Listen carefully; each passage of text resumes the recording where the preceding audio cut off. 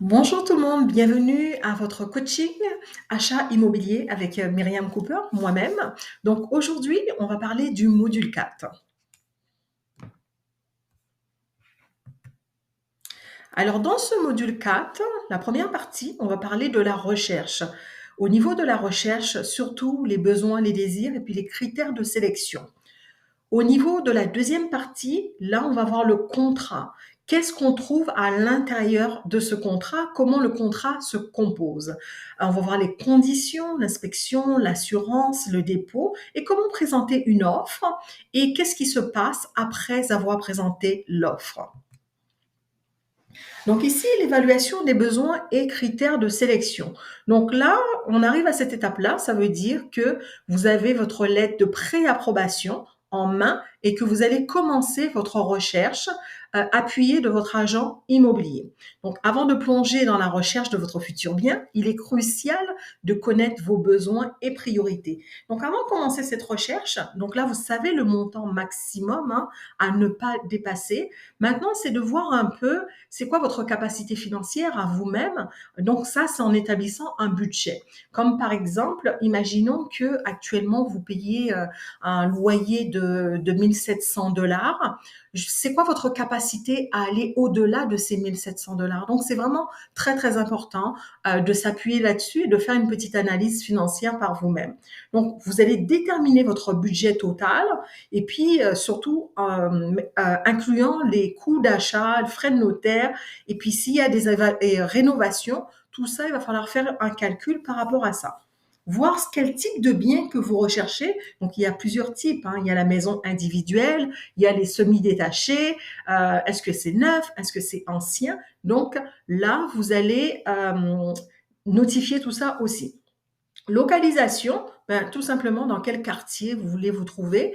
Ça peut dépendre de votre lieu de travail, ça peut dépendre de l'école de vos enfants. Donc, c'est à peu près ça ici. La taille et agencement, là, c'est vraiment par rapport à la composition de votre famille, à le nombre de pièces, la surface, les dispositions, l'espace qu'on a besoin. Donc, tous ces critères de sélection vont vous permettre de savoir dans quelle direction que vous allez aller.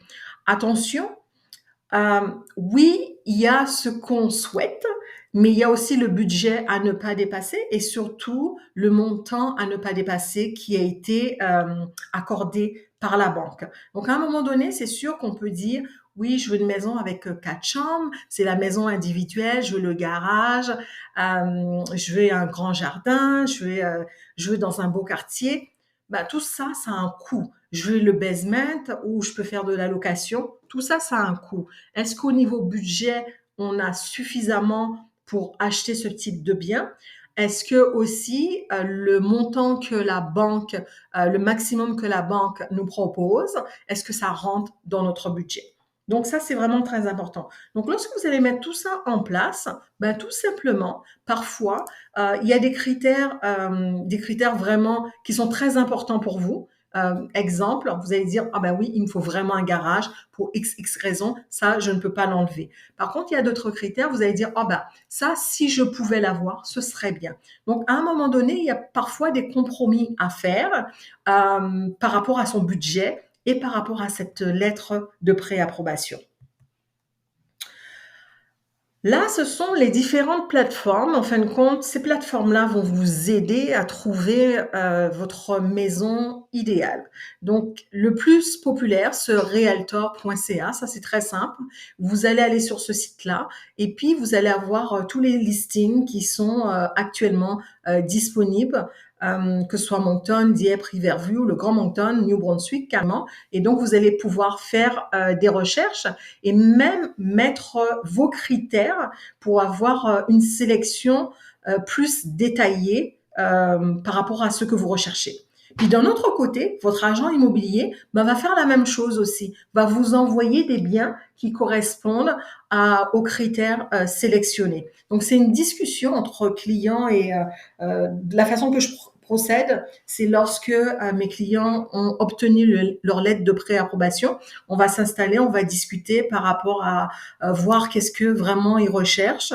Et puis, je vais aller dans ce sens-là avec mes clients et voir qu'est-ce qui est possible ou peut-être des réajustements à faire. Alors, juste une petite chose, attention, lorsque vous allez sur ce site realtor.ca, lorsque vous voyez une maison, c'est pas parce qu'on voit la maison dans le système que la maison est disponible. Pourquoi? Alors, comment ça fonctionne? C'est que une maison, lorsque la maison elle est vendue, ça veut dire que lorsque les clés lorsque le propriétaire, le nouveau propriétaire a récupéré ses clés, mais à ce moment-là, c'est considéré comme vendu, donc la maison sera supprimée. Entre le moment où on fait une offre et le moment où on récupère ses clés, il peut avoir un délai. Il peut avoir un délai de 1 mois, 2 mois, voire même 3 mois. Exemple, une maison qui est en construction avec délai de livraison dans 3 mois. Ben, pendant 3 mois, la maison va rester sur le site alors que techniquement, la maison elle est déjà vendue. Mais vu que le nouveau propriétaire n'a pas encore réceptionné la maison, n'a pas réceptionné les clés, donc la maison euh, apparaît toujours sur le site realtor.ca. Par contre, pour ça, ne vous inquiétez pas. Lorsque vous envoyez vos propositions à votre agent immobilier, nous, on a un système où on peut voir vraiment est-ce que cette maison, elle est vraiment disponible ou est-ce qu'elle est en attente d'être vendue. Comment évaluer un bien immobilier? Donc, parfois, on voit une maison et puis on peut se dire, OK, cette maison-là, le propriétaire demande 400 000, mais il y a 2 ans, la maison a été vendue 200 000. Malheureusement, il y a un facteur où on ne peut pas interférer avec ce facteur-là. C'est le marché immobilier. C'est vraiment l'offre et la demande. Aujourd'hui, il y a plus de demandes que d'offres, donc forcément, les prix sont plus élevés. Donc ça va être un critère qui va beaucoup affecter le marché, la valeur d'une maison. Ensuite, il y a bien sûr la surface, le nombre de chambres, où la maison est située, l'année de construction. Et là encore, l'année de construction, c'est pas parce qu'une maison a été construite en 1960 qu'elle ne va pas coûter cher. Toujours cette histoire de marché immobilier qui prédomine sur le prix d'une maison. Donc là, il y a un peu des stratégies justement par rapport à ça, entre les maisons qui sont un peu plus anciennes et les maisons qui sont neuves, vu qu'il n'y a plus vraiment beaucoup d'écart. Donc ça, c'est quelque chose qu'on pourrait discuter par la suite. Ensuite, vous avez ce que j'appelle les petits bonus. Ben, ce sont des options comme garage, piscine. Lorsqu'on dit in-law suite, ben, c'est lorsqu'on a le basement et puis on peut faire de la location. Il y a une porte de sortie. Donc, ce sont des options qui vont augmenter le prix d'une maison.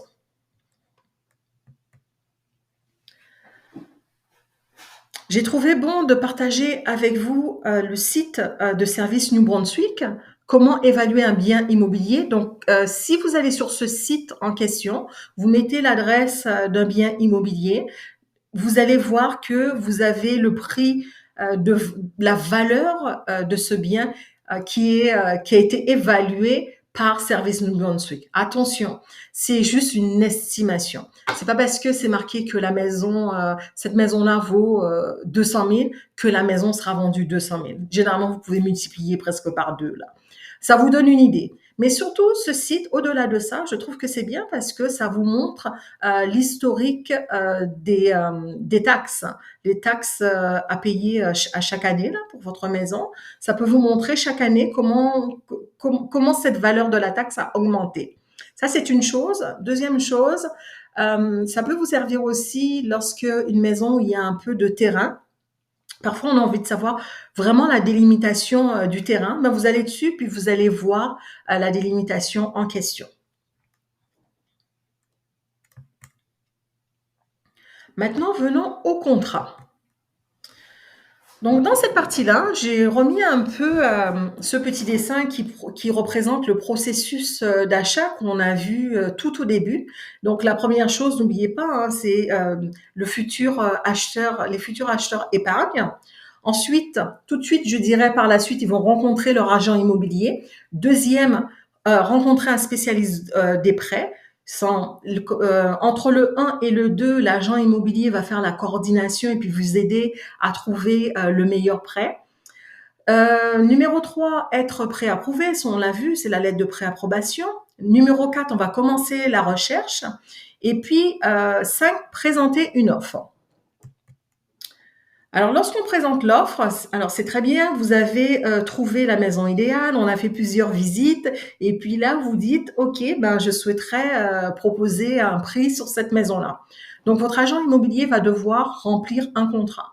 La chose à savoir, ce contrat-là, c'est un contrat légal. D'accord? Ça, c'est vraiment important.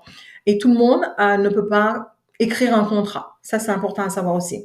Donc, ce contrat-là, comment il se décompose? Donc, dans le premier bloc, vous avez l'information générale, donc il y aura marqué le nom des acheteurs, nom des vendeurs, l'adresse du bien. Date de fermeture, donc la date de fermeture, c'est à la date où vous voulez récupérer le bien. Vous allez avoir aussi le prix que vous voulez proposer. Le dépôt, attention à ne pas confondre entre dépôt et mise de fonds. Donc le dépôt, c'est un montant généralement entre 3 000 et 5 000. Ça dépend de la valeur de la maison. C'est un montant qu'on va, qu'on va mettre pour montrer son sérieux pour l'achat de cette maison. Et ce montant-là sera déduit par la suite par l'avocat concernant la mise de fonds. Ensuite, le financement. Comment vous voulez financer cette maison? Quelle partie qui sera un financement à crédit ou est-ce que vous avez un apport supplémentaire à faire?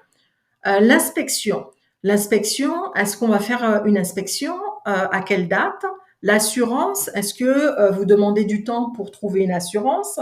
La déclaration, ce qu'on appelle le PDS. Donc, cette déclaration-là, c'est qu'on demande à la personne qui vend sa maison de compléter un document. Et sur ce document-là, en fin de compte, le vendeur va nous dire tout ce qu'il sait de cette maison. Ensuite, le délai d'acceptation, ça veut dire quoi? Que le contrat, lorsqu'il est rempli, ben, ce contrat-là, je vais l'envoyer à l'agent du vendeur et puis on va leur donner un délai pour soit faire une contre-offre, soit faire un refus ou une acceptation. Alors, généralement, le délai, c'est environ 24 à 48 heures, pas plus. Donc, si le vendeur accepte, ben, tout est beau. S'il fait une contre-offre, ça peut être une contre-offre pour la date de fermeture. Il va dire, oh, je préfère telle date de fermeture. Ça peut être une contre-offre souvent au niveau du prix pour renégocier le prix en fin de compte. Et puis, dans la position où on ne veut pas se trouver, c'est un refus. Un refus, ça veut dire quoi? Ça veut dire ben, le contrat, tout ce qu'on a marqué dedans, ben, le vendeur, il dit non. Et généralement, c'est où ça coince? C'est au niveau du prix. Donc, imaginez quelqu'un qui vend sa maison à 300 000 et puis vous faites une proposition à 200 000. Ben là, le vendeur, il est un peu choqué. Ben, il dit qu'il n'y a même pas, il y a même pas une place à négocier. On peut juste arrêter là. Donc, lorsqu'on fait un contrat, on fait tout pour ne pas se retrouver dans cette position-là, mais de se trouver dans une position où on va discuter une position de négociation. Donc, pendant l'achat d'une maison, surtout, ben, l'acheteur veut le meilleur prix, ça c'est sûr, et le vendeur veut le meilleur prix. Donc, on essaye de trouver une balance entre les deux. Donc, lorsque tout ça s'est rempli, d'accord, on a tout rempli. Donc, généralement, comment je procède, c'est que je vais discuter avec mes clients pour leur expliquer le contrat et puis savoir qu'est-ce qu'ils veulent faire, par exemple, quel dépôt qu'ils veulent mettre, quelle date de fermeture, puis je vais les guider par rapport à quelle information mettre dans ce contrat. Une fois que le contrat est complété, ben là, je vais l'envoyer directement à l'agent du vendeur. Ensuite, donc, il y a eu dans ce contrat, on a mis des conditions. C'est ce qu'on appelle des conditions. Des conditions, c'est quoi? Ça veut dire que avant d'arriver vraiment à une vente ferme, je préfère mettre des conditions et voir qu'est-ce qui se passe et analyser les choses de mon côté. C'est un peu ça que ça veut dire. Donc, les conditions, c'est quoi? C'est le dépôt, l'assurance, l'inspection, l'aide de financement, la disclosure. Donc, le dépôt. Donc, ça veut dire les conditions. Généralement, on va mettre 10 jours. C'est à peu près ça. Donc, dans le contrat, on va dire au vendeur, oui, on propose tel prix, oui, telle condition.